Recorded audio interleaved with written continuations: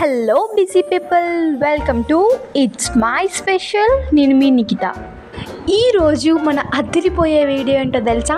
పుల్లగా కారంగా మిగిలిపోయిన అన్నంతో ఒక మంచి రెసిపీని మీతో షేర్ చేసుకుంటాను.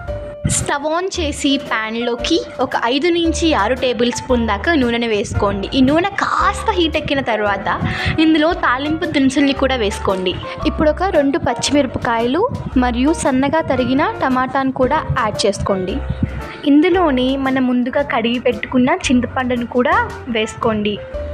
ఇలా ఒకసారి కలుపుకున్న తర్వాత సన్న ముక్కలుగా తరిగి పెట్టుకున్న వెల్లుల్లిని కూడా వేసుకోండి. ఒకసారి బాగా కలిపి రుచికి సరిపడా ఉప్పు మరియు 1 స్పూన్ పసుపు కూడా వేసుకొని కలుపుకోండి.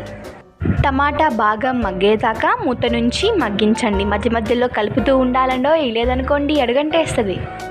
బాగా మగ్గిన తర్వాత మనం ముందుగా కడిగి పెట్టుకున్న కరివేపాకు మరియు కొత్తిమీరను కూడా వేసుకొని కలపండి. కలిపేటప్పుడు గరిటెతో బాగా ప్రెస్ చేసుకుంటూ కలపండి. మిశ్రమం ఈ విధంగా ఉన్నప్పుడు ఇందులో సరిపడా కారం వేసుకొని కలపండి. మనం ముందుగా తీసి పెట్టుకున్న రైస్ని కూడా యాడ్ చేసుకోండి. అన్నం కింద నుంచి పైదాకా బాగా కలిసే విధంగా మనం ఇలా గరిటెతో కలుపుకోవాలి. అంతేనండో, ఎంతో సింపుల్గా లెఫ్ట్ ఓవర్ రైస్తో టమాటా చింతపండు అన్నం రెడీ అయిపోయింది. ఎంతో టేస్టీగా ఉంటుంది.